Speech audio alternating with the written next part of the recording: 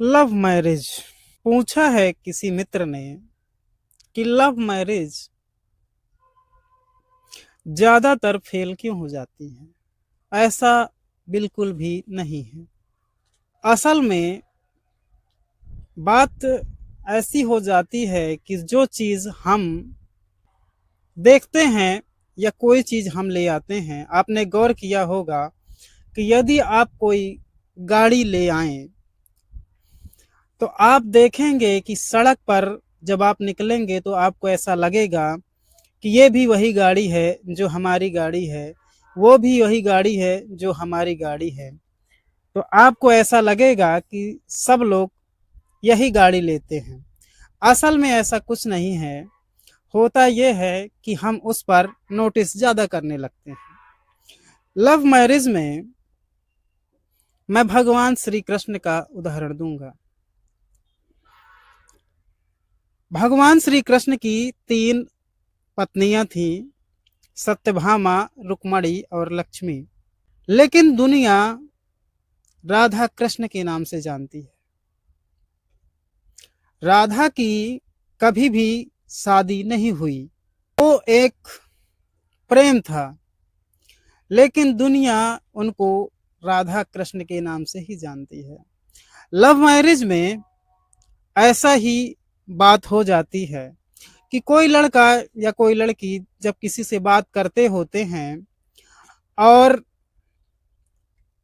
वो दोनों आपस में शादी कर लेते हैं, तो शादी से पहले हमको 3-4 साल पहले ही पता हो जाता है कि ये लोग आपस में बात करते होते हैं। हमें पता होता है कि ये लोग आपस में बात करते हैं, तो हम नोटिस ज्यादा करते हैं कि इनकी शादी होगी कि नहीं होगी, क्योंकि भारत का समाज ऐसा रहा है कि घटिया से घटिया परंपराओं को अपनाएगा, लेकिन अच्छी परंपराओं को अपनाने में उसे बहुत देर लगती है। कभी कभी तो दशकों या सदी बीत जाती है। मैं इसलिए कह रहा हूं क्योंकि दुनिया का कोई ऐसा बाप नहीं होगा कि जो यह नहीं चाहता हो कि शादी के बाद उसका लड़का या उसकी लड़की जिससे भी उसकी शादी हुई है आपस में प्रेम ना करें। सभी कोई यही चाहेगा, इसीलिए लाखों रुपए खर्च करते हैं, आशीर्वाद देते हैं कि इनका जीवन सुखी रहे।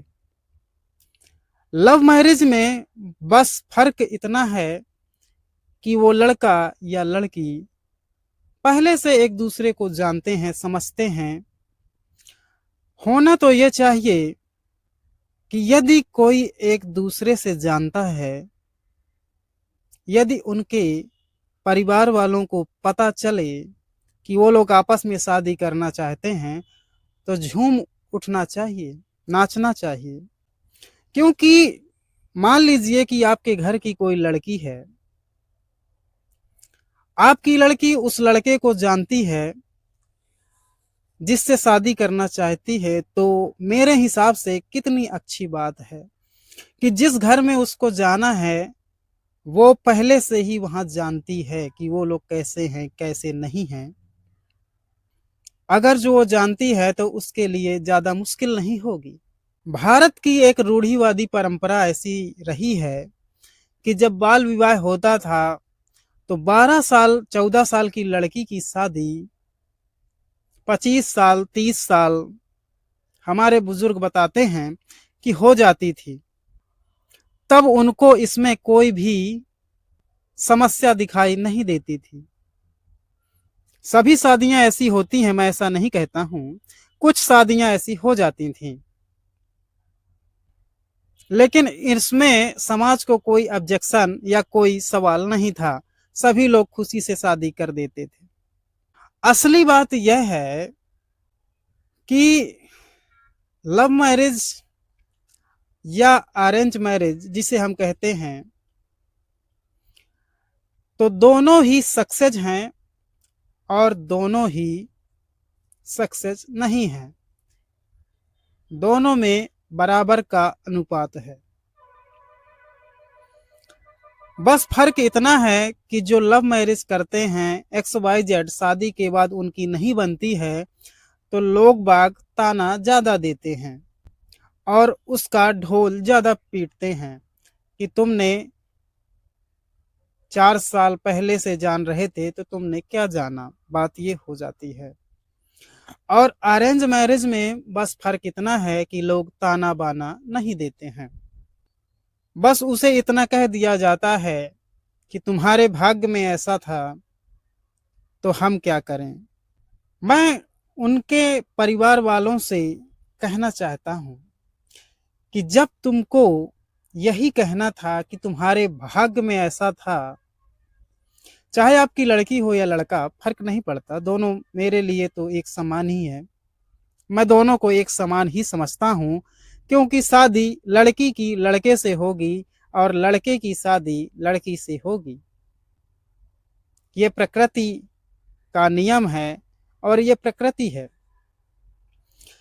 तो यदि आप जब किसी कारणवश आपने लड़के की शादी या लड़की की शादी उसके मर्जी के बिना कर दी और आगे चलकर 2 महीने 4 महीने में शादी सक्सेस नहीं हुई या दोनों लोग साथ नहीं निभा पाए या अलग होना चाहते हैं, अलग हो जाते हैं, तो फिर यदि आप ऐसा कहते हैं कि तुम्हारे भाग्य में ऐसा ही था तो हम क्या करें, तो मैं उनसे पूछना चाहता हूं कि जब यही शब्द का इस्तेमाल करना था तो आप पहले ही क्यों नहीं कह दिए हैं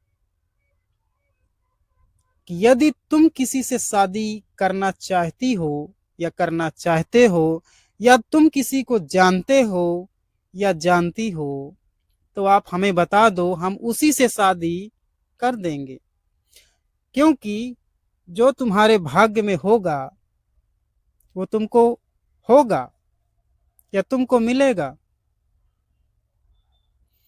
अगर ऐसा समाज इस बात को अपना ले तो मैं समझता हूं कि हजारों दिल टूटने से बच जाएं, हजारों लोगों की या कहे लाखों लोगों की खुशियां टूटने से बच जाएं।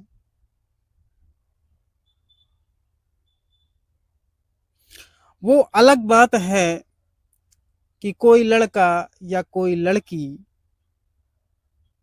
किसी की धन दौलत से प्यार करे या किसी को धोखा देकर अपने जाल में फंसाए, तो ये तो कोई नहीं जानता। उसके लिए सिर्फ मैं एक शब्द कहूंगा कि उनको अपने प्यार पर भरोसा होना चाहिए।